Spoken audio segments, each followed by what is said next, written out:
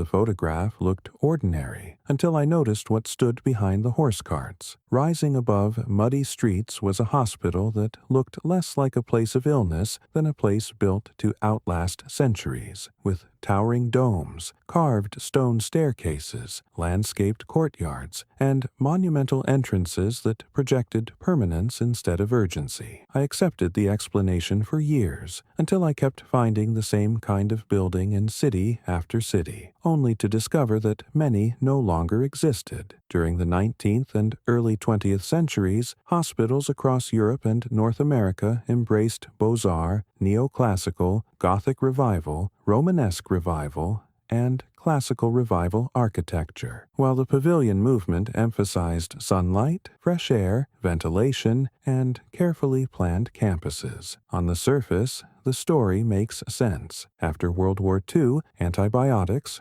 modern surgery, elevators, HVAC systems, fire codes, and changing medical practice made many of these structures difficult and expensive to adapt. But one detail refuses to fit. Why did so many architecturally extraordinary civic landmarks vanish within only a few decades, leaving behind photographs, demolition records, engineering drawings, and preservation reports that feel strangely disconnected from the cities we know today? The records explain why hospitals changed. They do not fully explain why an entire architectural language quietly disappeared from public life. Once you begin comparing New York, Chicago, London, Paris, Vienna, Berlin, Boston, Philadelphia, and Toronto, the pattern becomes difficult to ignore. What exactly was lost when these hospitals disappeared? The first instinct is to focus on medicine. Hospitals exist to treat illness, save lives, and adapt to scientific discovery. Architecture seems secondary, yet the surviving photographs ask us to slow down. Look carefully at the entrances. Notice the carved stone columns, the worn thresholds polished by generations of visitors, the broad staircases leading toward heavy doors framed by elaborate masonry. Long rows of tall, arched windows flood the wards with daylight, while landscaped courtyards replace what today would often be parking lots. Every visible detail suggests these places were built not merely to function, but to endure. That impression grows even stronger when you compare hospitals from different countries. Their styles vary, yet they often share the same ambition. Beaux-Arts symmetry appears in one city, Gothic revival towers in another, neoclassical porticos somewhere else. But beneath those stylistic differences lies a remarkably consistent civic philosophy. These were institutions meant to represent public health, scientific progress, and the belief that a city should invest in buildings worthy of generations yet to come. One surviving example helps anchor that idea. Pennsylvania Hospital in Philadelphia, America's oldest hospital, evolved over time rather than remaining frozen in a single architectural moment. Its campus reflects changing medical practice across generations while preserving a tangible connection to earlier ideas about public health. Walking through historic photographs of its buildings, you see more than medical history. Notice how older wings meet later additions, how brickwork changes from one period to another, and how familiar stone entrances continue welcoming visitors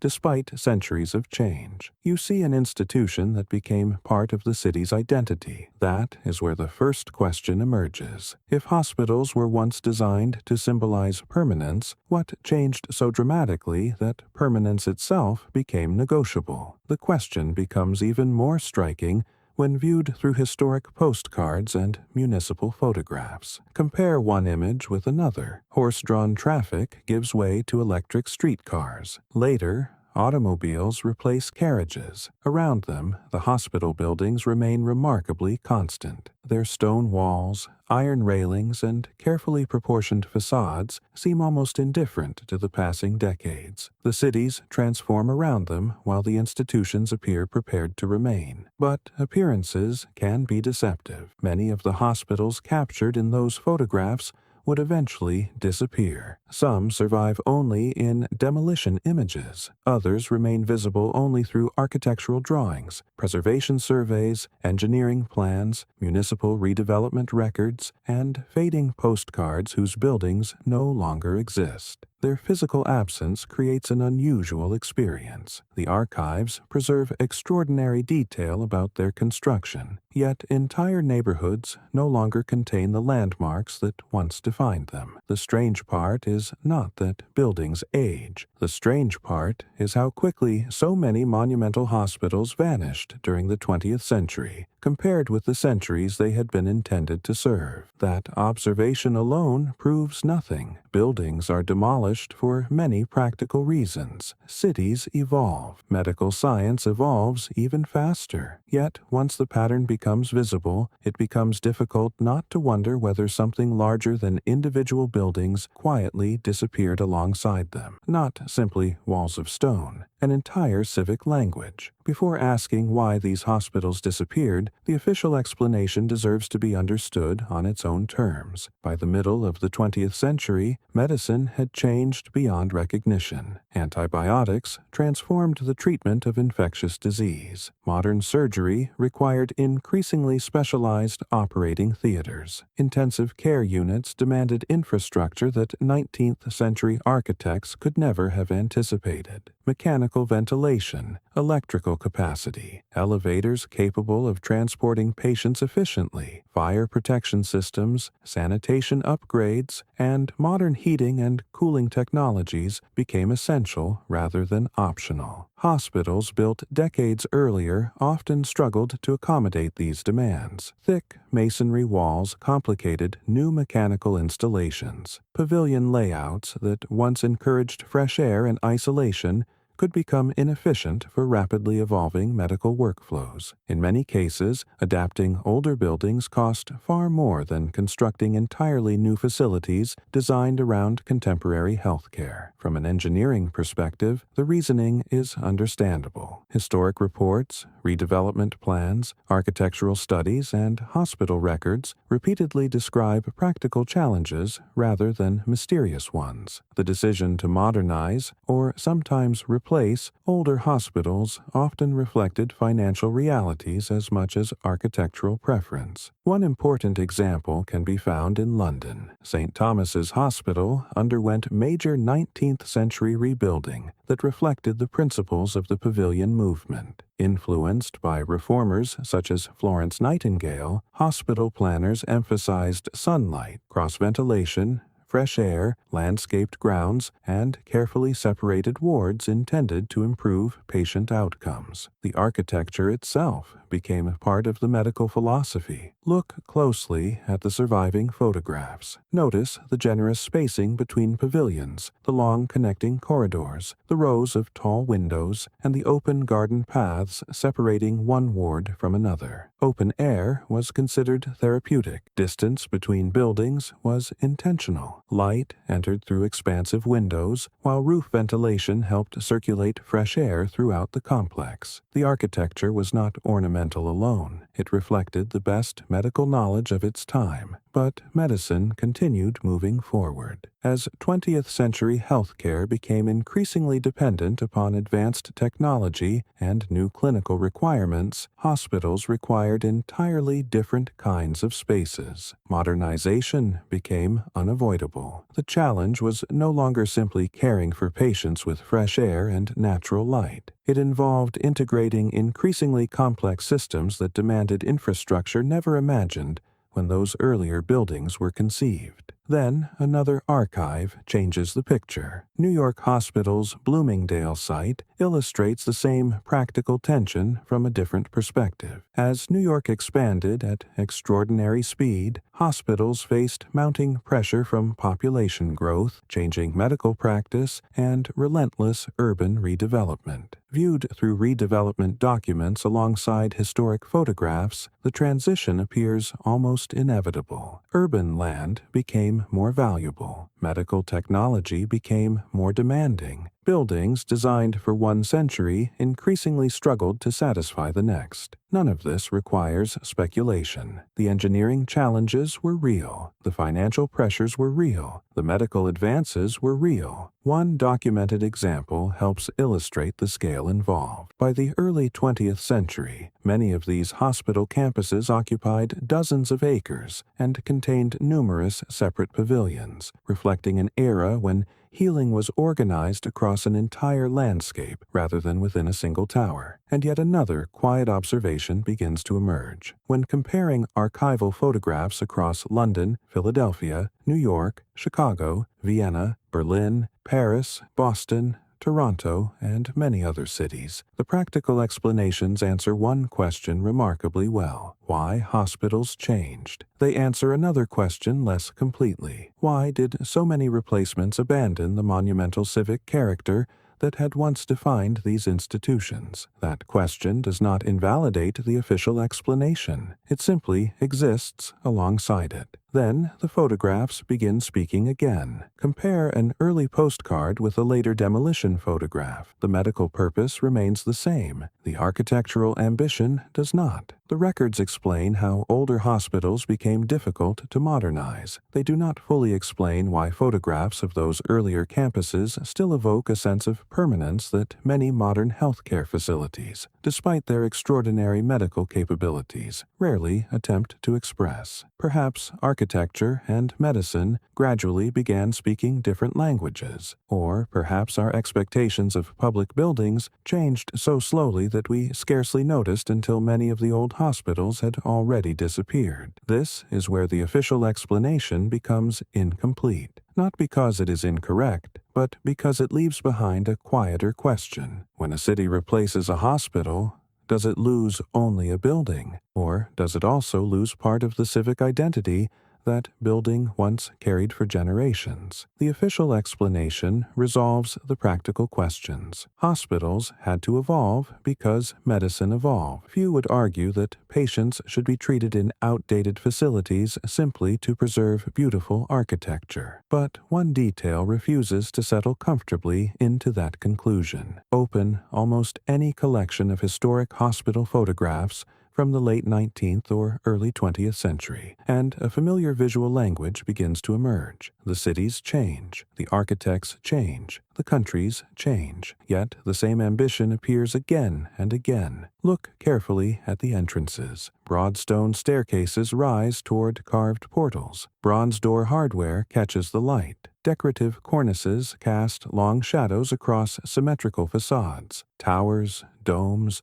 arcades, and carefully aligned wings communicate stability before anyone steps inside. Then compare those photographs with the demolition images taken decades later. The contrast is striking. Heavy machinery stands where landscaped courtyards once existed. Sections of carved masonry lie stacked behind temporary fencing. Empty windows expose ward after ward before the walls themselves disappear. The demolition photographs reveal something unexpected. Even stripped of roofs and interiors, many buildings still display extraordinary craftsmanship in their stone walls, arches, and structural masonry. They appear less like abandoned hospitals than unfinished monuments waiting for another century of use. These images do not suggest a secret history. They document an ordinary process of redevelopment. Yet they also record the quiet disappearance of buildings that had once embodied an extraordinary level of public investment. This is where the pattern begins. If one hospital had been demolished, the explanation would seem entirely local. If 2 or 3 disappeared, changing circumstances might still explain everything, but another archive changes the picture. London, Paris, Berlin, Vienna, Chicago, Boston, Philadelphia, Toronto, New York. Different languages, different governments, different architects. Yet the photographs keep repeating the same visual rhythm: monumental entrances, garden campuses, stone facades, long pavilion wards, then later, construction fencing, mechanical excavators, redevelopment plans, demptide sites. The question is no longer whether individual hospitals were replaced. The question is why so many cities gradually abandoned an architectural philosophy that had once seemed almost universal. One of the clearest examples is found in Chicago. Cook County Hospital became one of the most recognizable civic hospitals in the United States. Its Beaux-Arts architecture projected confidence through symmetry, monumental proportions, and carefully crafted stonework. It was designed to serve an essential public function, yet it also expressed something larger. The building declared that healthcare belonged among the city's most important civic responsibilities. Historic photographs reveal broad facades alive with activity. Notice the repeating rows of arched windows, the deep stone cornices, and the carefully balanced central entrance. Ambulances eventually replaced horse-drawn vehicles, automobiles filled nearby streets, and the city continued expanding around it. Yet the hospital remained an unmistakable landmark. As medical needs changed, debates emerged over its future. Engineers, planners, preservation advocates,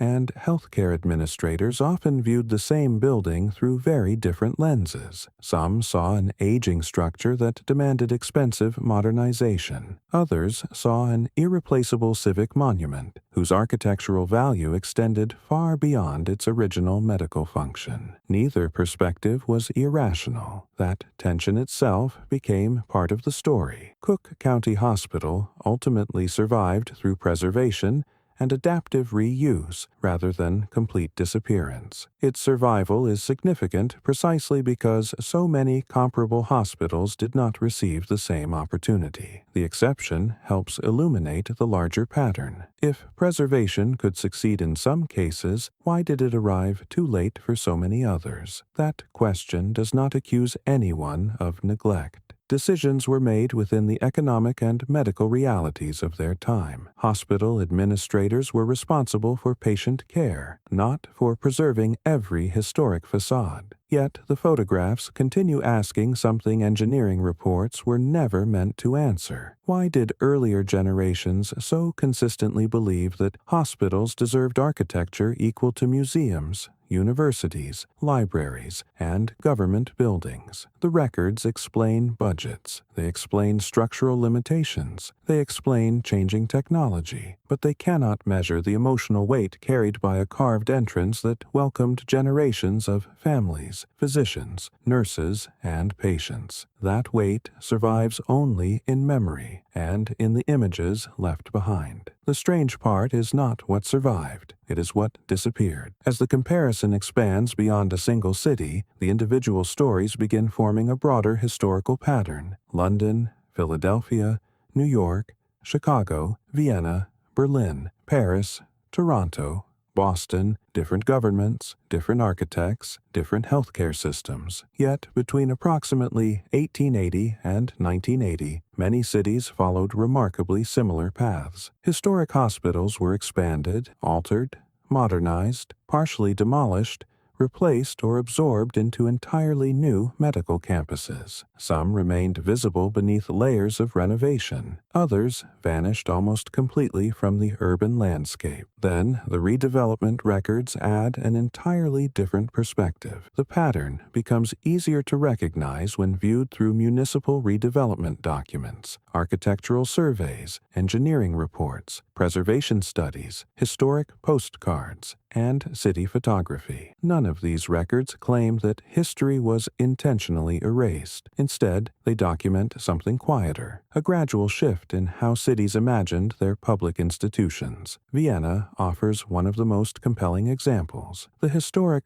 Allgemeines Krankenhaus, Vienna General Hospital, reflected the pavilion approach that influenced hospital planning across much of Europe. Separate buildings, generous open spaces, sunlight and ventilation reflected contemporary medical thinking. The campus represented an era when architecture itself was considered part of the healing environment. Study the site plans. The individual pavilions are arranged with deliberate spacing, linked by paths and framed by gardens rather than compressed into a single massive structure. Historic photographs reveal long facades interrupted by mature trees, elegant iron railings, and broad windows designed to maximize daylight throughout the wards. As medical science advanced through the 20th century, expectations changed. Increasing specialization required new forms of organization. Complex technology demanded infrastructure beyond what many older buildings could easily accommodate. Eventually, healthcare functions moved toward the new general hospital, designed around the realities of modern medicine rather than 19th century planning principles. From a medical standpoint, the transition is understandable. From an architectural standpoint, it marks the end of a remarkable chapter. The older campus expressed an idea that hospitals should be integrated landscapes where gardens, air, and monumental civic architecture formed a unified whole. The newer approach reflected efficiency, technology, and clinical complexity. Neither philosophy is inherently right or wrong. Each belongs to its own historical moment. But once those moments are compared, another question quietly emerges. Did something become harder to preserve precisely because it was no longer considered essential? Across North America, similar stories unfolded. Historic postcards depict hospitals framed by trees,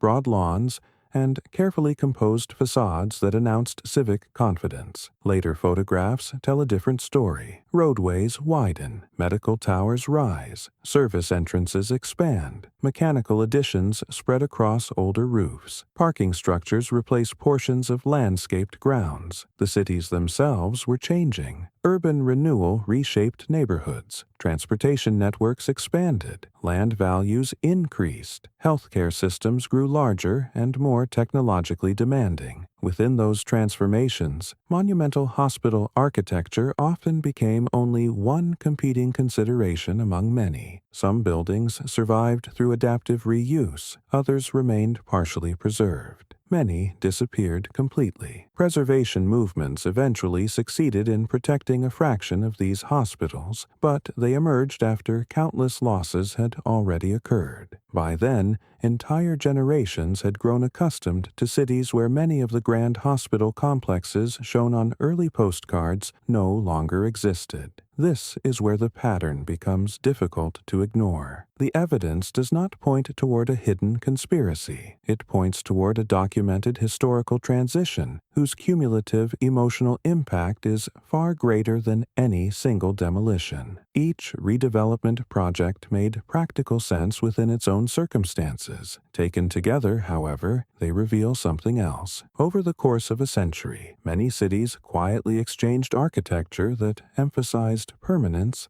civic dignity, craftsmanship, and symbolic public presence for buildings designed primarily around flexibility, technology, and operational efficiency. Medical progress undoubtedly saved countless lives. The archives leave no reason to question that achievement. Yet they also preserve another truth. Compare the first postcard with the final demolition photograph. One captures a hospital at the height of civic confidence. The other records only the final stage of a much longer transformation. When we look carefully at the surviving photographs, engineering drawings, architectural plans, preservation records, and redevelopment maps, we are not simply observing the evolution of hospitals. We are witnessing the evolution of what society expected its most important public buildings to represent. And once that larger pattern comes into view, it becomes impossible to see these hospitals as isolated losses. They become chapters in the same unfolding story. By now, the question has shifted. It is no longer simply why hospitals changed. It is what disappeared alongside them. Medicine measures success through survival rates,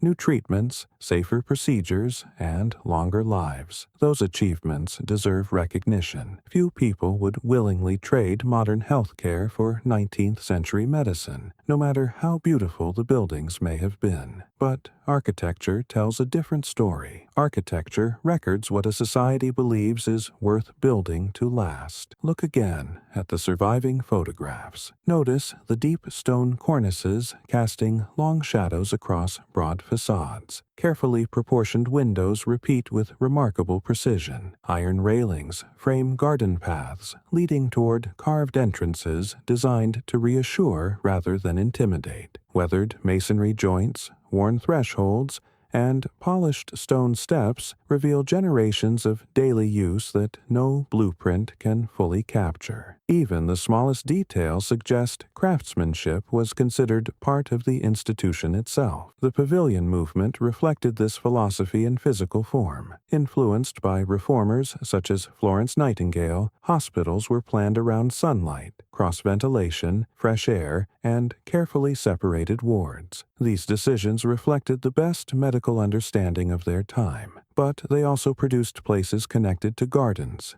seasons, and the rhythms of the surrounding city. The buildings were not simply containers for health care, they were civic landscapes. Then, another archive offers a different perspective. Pennsylvania Hospital reminds us what continuity can look like. Although its campus evolved across generations, its surviving historic fabric still allows visitors to read earlier chapters in brick, stone, and carefully preserved spaces. Later additions did not erase every earlier layer. Instead, the architecture reveals a conversation between centuries. That continuity is surprisingly rare. Across Europe and North America, countless hospital archives preserve drawings of buildings that no longer exist. Municipal collections hold postcards depicting entrances now replaced by parking areas, service roads, or newer medical complexes. Preservation surveys describe structures documented precisely because their future had become uncertain. The irony is difficult to ignore. In many cases, the visual record became most complete shortly before the buildings themselves disappeared. Historic photographers unknowingly captured ordinary afternoons that later became irreplaceable. Patients crossed courtyards without imagining future generations would know those spaces only through black and white prints. Nurses gathered on broad staircases. Physicians walked beneath vaulted entrances. Horse carts gradually gave way to motor cars, yet the architecture remained remarkably constant until the decades when change accelerated. The records preserve measurements. The photographs preserve appearances. Neither preserves presence. That is where the emotional weight quietly emerges. The official explanation accounts for changing medical practice. It explains why new facilities became necessary. What it cannot fully explain is why so many public institutions stopped expressing permanence through architecture. Perhaps the answer lies not in hospitals alone, but in changing priorities. As cities expanded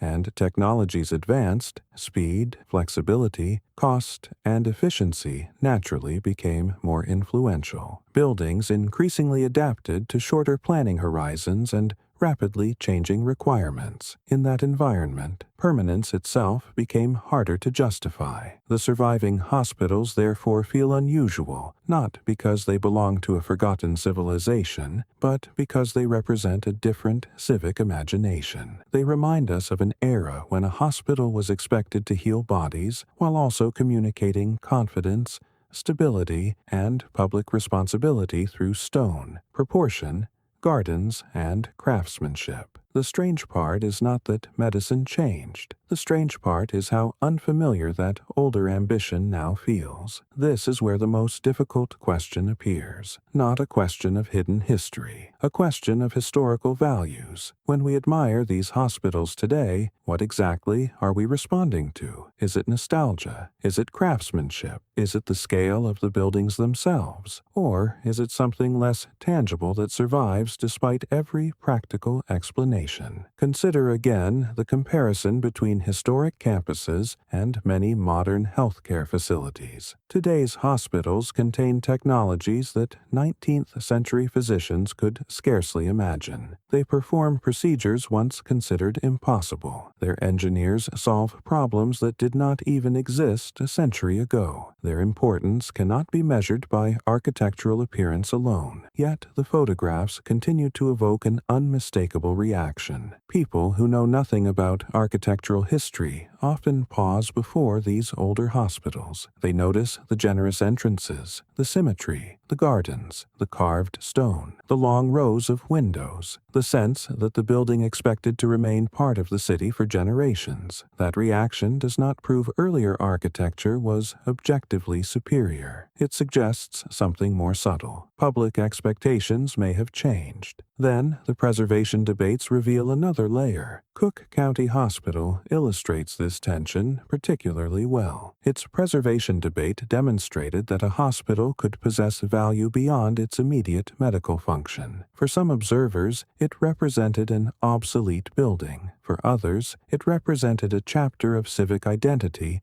that could never be reconstructed once lost. Neither side denied the realities of modern healthcare. The disagreement centered on a different question: how much of a city's architectural memory should survive when practical needs demand change? No engineering report can answer that. No preservation survey can calculate it. The documents record costs, structural conditions, redevelopment proposals, and construction plans. They provide indispensable evidence for understanding what happened, but they cannot quantify what citizens feel when a familiar landmark disappears. That emotional response should not be mistaken for evidence of conspiracy. There is no need to imagine coordinated demolition programs or hidden motives unsupported by the historical record. The documented explanation remains persuasive. Medical science advanced rapidly. Infrastructure requirements changed. Urban redevelopment transformed cities. Those realities shaped countless decisions. Even so, another observation remains. Across many countries, public institutions once communicated permanence through architecture in ways that became increasingly uncommon during the 20th century. Whether that transformation was inevitable remains an open question. Whether it represented progress, loss, or both may depend on the person asking. The archives cannot decide. They simply preserve enough evidence to ensure the question does not disappear with the buildings. Perhaps that is why these photographs linger in the mind long after we stop looking at them. They do not ask us to reject modern medicine. They do not ask us to romanticize the past. Instead, they invite a quieter comparison. Imagine standing before one of those surviving 19th century hospitals at sunrise. The stone catches the morning light. Tall windows reflect the changing sky. Garden paths remain quiet. Carved entrances still welcome visitors. For a brief moment, the distance between centuries seems remarkably small. Now, compare that scene with an old postcard of another hospital that once stood with equal confidence in London, New York, Chicago, Vienna, Boston, Philadelphia, Toronto, Paris, or Berlin. The caption identifies the place. Historic maps confirm its location. Architectural drawings record every pavilion. Municipal files document redevelopment. Demolition photographs reveal the final stages. Everything about the building survives, except the building itself. That contrast may be the most unsettling part of this story. We possess extraordinary documentation, historic photographs, engineering drawings, architectural plans, hospital archives, preservation reports, redevelopment records, postcards. Look closely at them. Notice the worn stone steps, the carved entrances, the rows of windows, the garden paths, the demolition photographs. The archives preserve enough detail to reconstruct what these hospitals looked like with remarkable accuracy. But reconstruction is not the same as presence. A city can remember a building without being able to experience it. Perhaps that is the real mystery, not why individual hospitals were replaced. History provides many practical answers to that question. The deeper mystery is why an architectural language once shared across so much of Europe and North America faded so completely from public life. The official explanation explains the medical transformation. It explains the engineering challenges. It explains the financial realities. Those explanations deserve to be taken seriously. But the photographs continue asking something beyond engineering. Why were so many hospitals once designed to inspire confidence before a patient ever entered the door? When did society stop expecting that kind of permanence from its civic institutions? And if future generations examine photographs of the buildings we construct today, what story will they believe we were trying to tell about ourselves? The hospitals changed. The cities expanded. Medicine advanced. Engineering evolved. The buildings disappeared. The photographs remained. The archives remembered. We began to forget. The surviving hospitals still stand. The demolished ones remain visible only through the records they left behind. Perhaps that is enough, not to solve the mystery, but to ensure the question is never completely forgotten.